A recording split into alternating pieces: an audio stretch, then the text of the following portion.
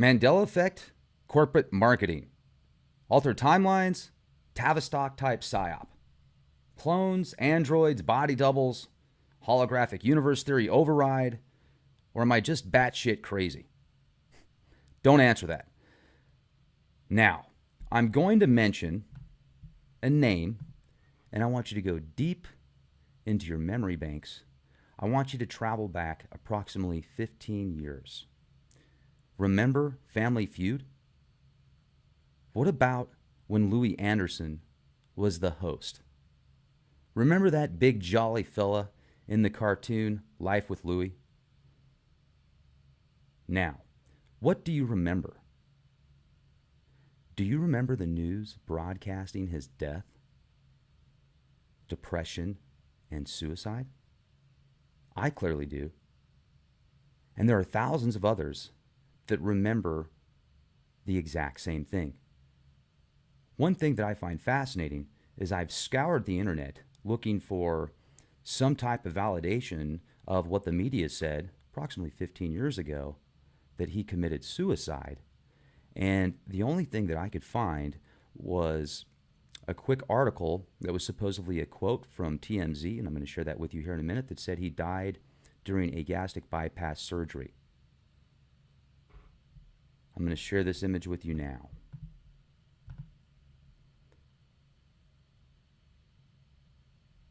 If you look at the article to the right, this was from a website called The Life of Ryan, and it specifically states comedian Louis Anderson died during surgery. Is this the Mandela effect? Are we living in some type of alternative timeline? Or because of this holographic nature that we reside in, has there been some breakthrough at the quantum level that is actually rewriting the universe, the Akashic Code? We openly know about supercomputers that can calculate over 100 quadrillion floating points per second. Now, as I told you guys the other day with that one supercomputer that IBM is working on that is just a silicon-based chip based on older type architecture compared to these new quantum computers, that one computer at 300 petaflops per hour can calculate 40 million calculations per second per person, 24 hours a day, 7 days a week, 365 days a year. That's if you figure 7.5 billion people on the planet. Now, these quantum computers that they're working on are supposed to have enough computing power to combine every human being on the planet essentially simultaneously and compound over that.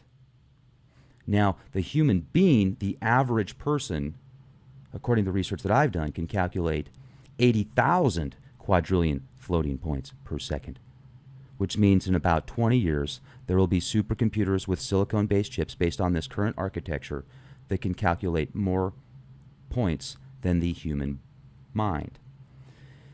If there is some type of quantum computers or some type of technology that is literally tapped into the Akashic records and the code, and it is changing the code at the quantum level.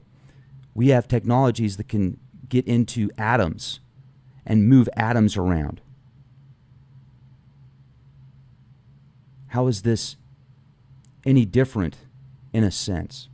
So I'm going to ask you some questions. There was a great article that I pulled up on BuzzFeed. This is by Christopher Hudspeth, and this is 20 examples of the Mandela effect that'll make you believe you're in a parallel universe. I'm going to ask you some questions about what you remember with a list of names. This is memory recognition, the first one that comes up. When you think of the hot dog, Oscar Mayer, do you remember it being spelled Oscar Mayer or Oscar Mayer? Next question. The TV series that first came out on cable, Sex and the City. Or is it titled Sex and the City?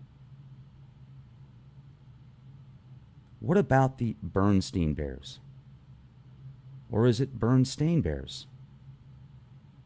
Now, let's look at these three scenarios for a minute here. and say that all three of these names were changed. As a business, as a corporation, it would be pretty easy to do that. It happens all the time. I mean, the Sci-Fi Channel, they just changed their name. I can see the marketing purposes. I get it. We can do more research into this and find out if they've changed their names, if they filed anything corporate, essentially. Now let's go to the next one, the Mona Lisa painting. Emotionless or smiling? Next, Interview with a Vampire or Interview with the Vampire. Let's go to the next film, Hannibal Lecter. Does he say, "Hello, Clarice," or "Good morning"? What about the song, "We Are the Champions of the World" via Queen?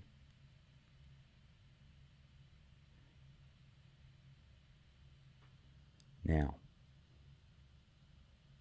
according to this article, Hannibal Lecter never says, "Hello, Clarice." He just says, "Good morning." I remember him saying, "Hello, Clarice." Don't you? The Queen song, "We Are the Champions." I specifically remember the end of that song. I used to watch Wayne's World religiously. Talk about MK Ultra in that film.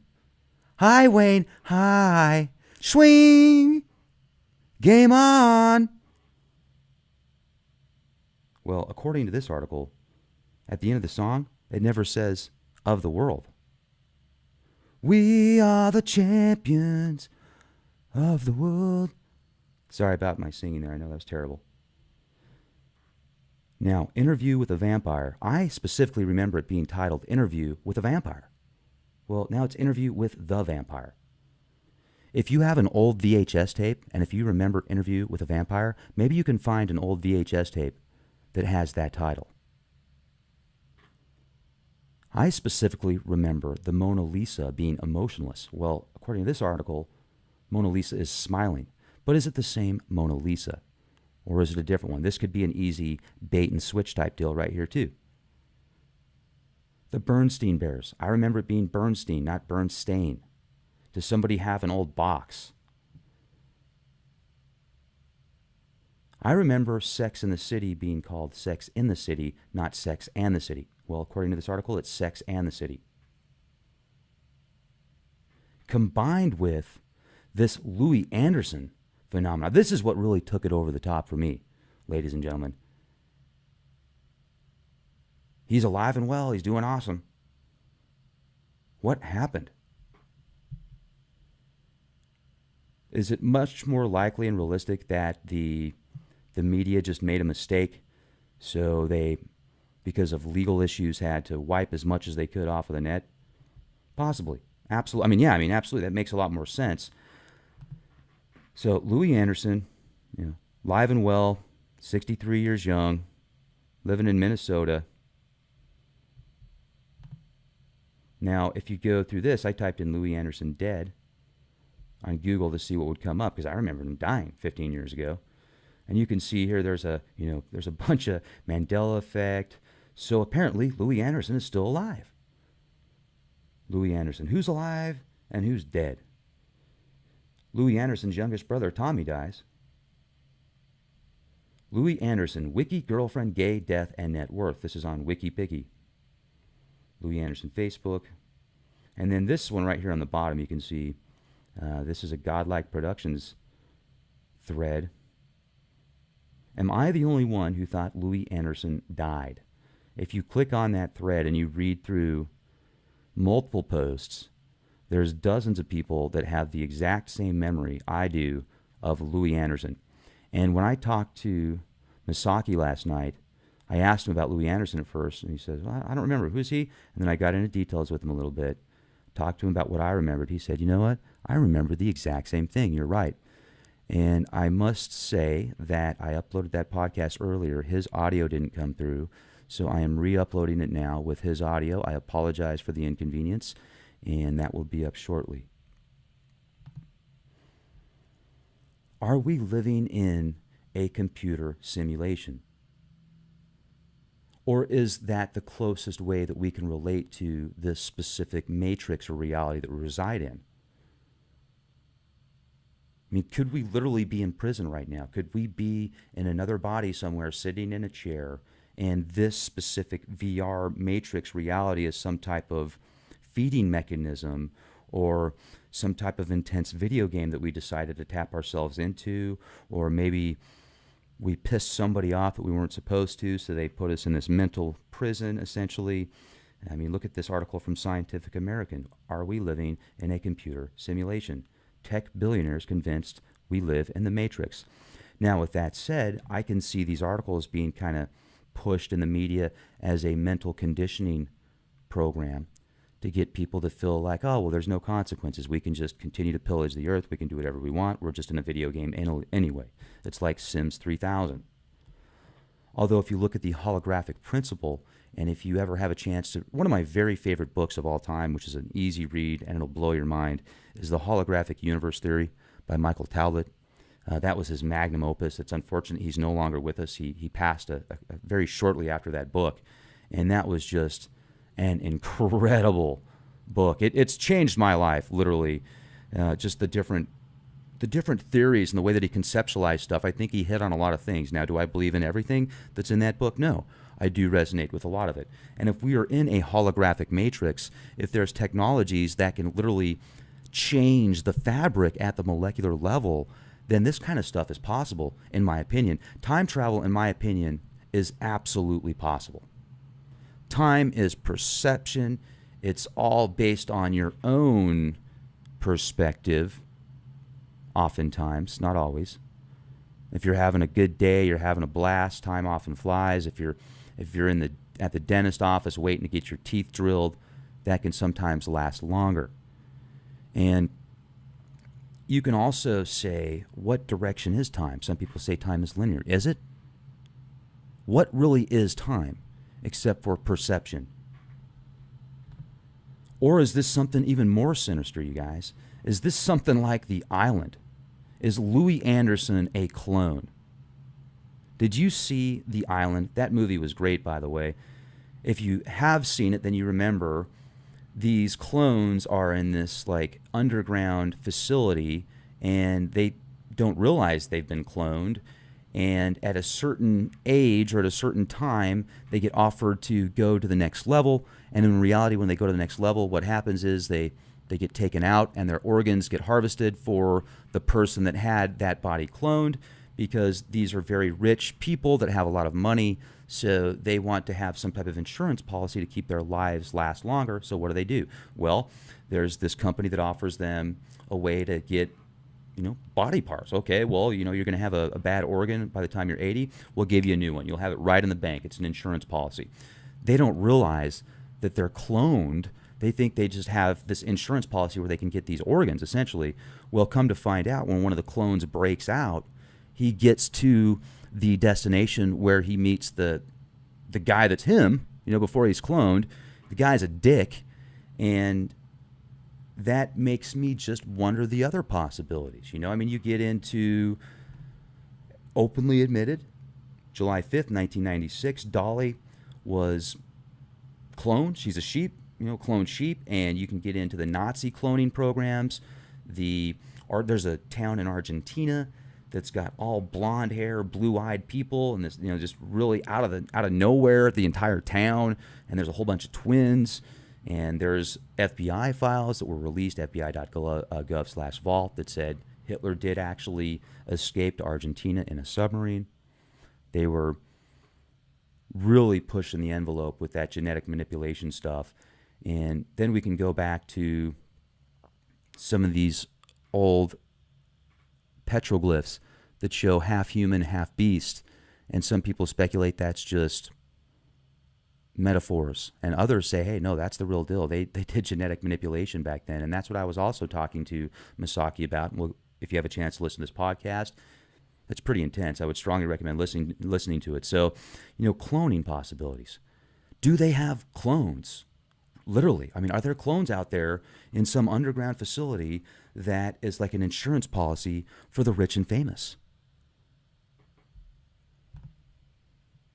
This is another article that I pulled up. Iranian scientists create sheep with half human organs. This is on Quora.com. An Iranian research scientist at the University of Nevada School of Medicine has successfully created the world's first human sheep chimera, which has the body of a sheep but half human organs. Oh, what a nice guy.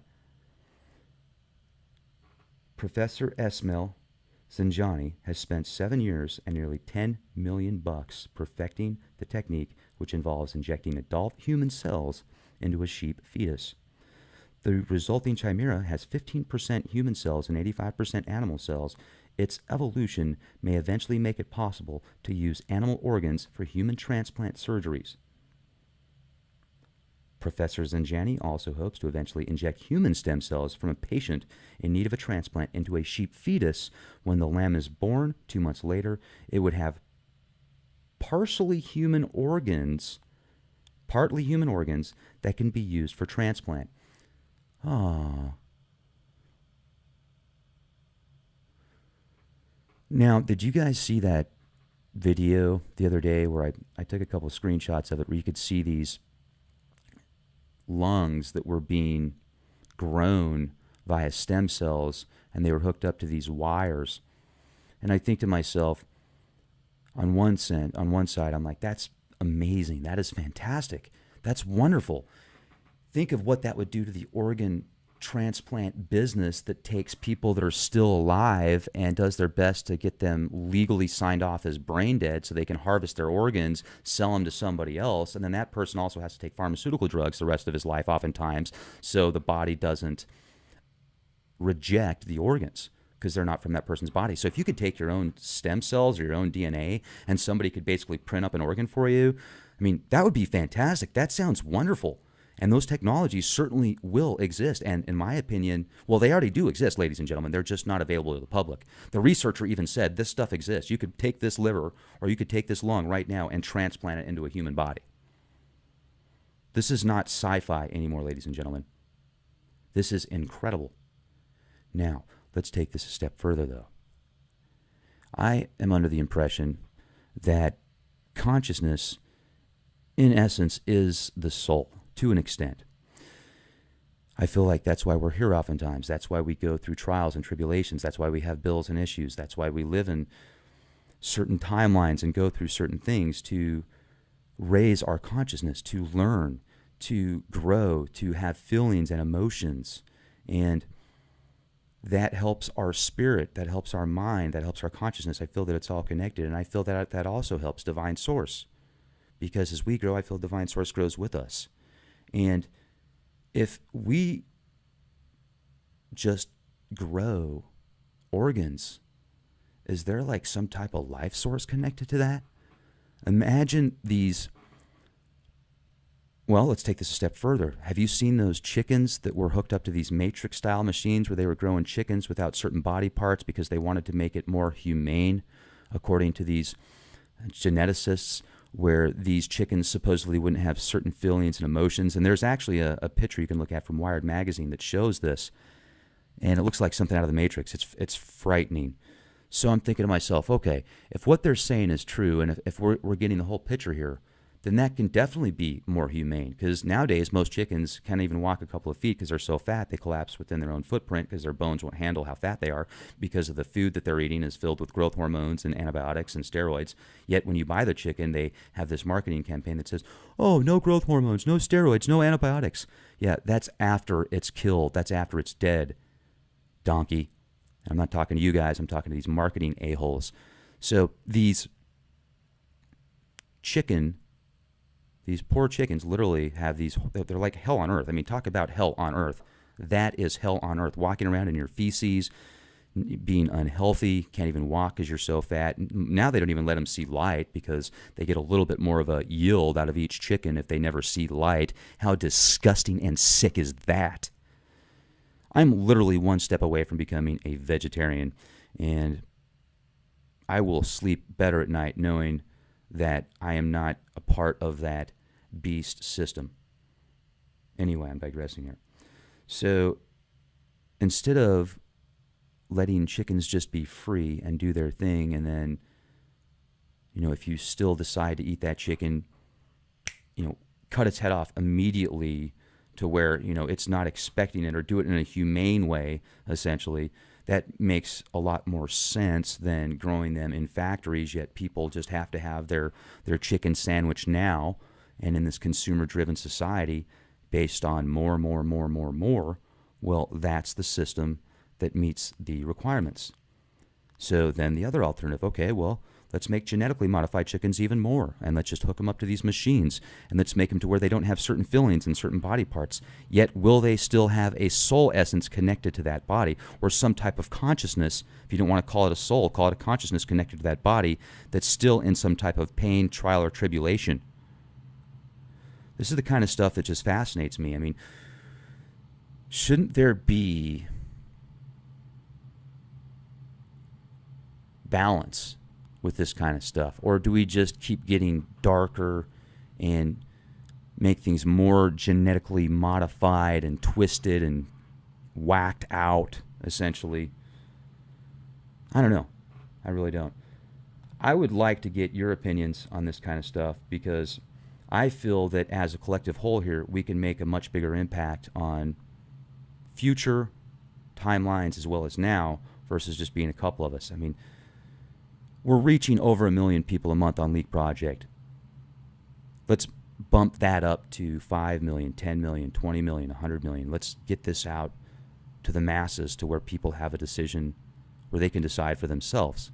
They can make up their own minds. And one of the things that I'm asking for you guys to do, if you could help me out, is, which would also help the cause out, is if you can share this on maybe a social media platform like Facebook or Twitter, or any other opportunity. Like Be Candid is a great program, where if you have certain political views, you won't have to feel like it's going to get taken off of there immediately if you say something about a specific politician, as long as it's not violent or abusive, obviously. That would be much appreciated. If there are so many forums out there that if these podcasts could get linked on some of these forums, I feel like it would give a lot more viewers an opportunity to see what we're doing here. So that would be much appreciated. And I also want to let you know that the interview that's going to be uploaded here with Mizaki, we were talking about the Oregon energy. We got into pyramid power. We got into Kirlian photography, cyclical reality, and this matrix that we reside in. It was a very deep philosophical, spiritual, and technological discussion. It is being re-uploaded with the audio issues fixed. I apologize about that once again. And I'm on the road right now. It is extremely expensive. I want to get some great footage of fringe areas of interest we like to see here on Leak Project. So if you have any ideas, please feel free to let me know. You can leave a comment here. You can send us an email, guestbookings@leakproject.com. And as expensive as it is to be on the road, I'm doing my best to stay in cheap hotels or in the van. I'm eating cheap. If you could help support Leak Project by supporting our sponsors, that would be much appreciated. If you're looking for the best in the best of detox products, check out getthetea.com. Use the code Leak Project. Their products are awesome. Also, for top shelf non-GMO organic storable foods with a 25-year plus shelf life and amazing liquid vitamins, check out foodforliberty.com. Make sure to use the code REXBEAR, REXBEAR. Also, Noble Gold Investments for premium quality bullion, precious metals, exceptional service, and stellar pricing. And if you become a premium member at leakproject.com, it helps us grow. It also gives you access to over 500 podcasts, all the new podcasts, fully downloadable, commercial free. That's my shameless plug, ladies and gentlemen. Thank you for being here with me. And I appreciate the opportunity to be here with you. Question everything. Be the change you want to see.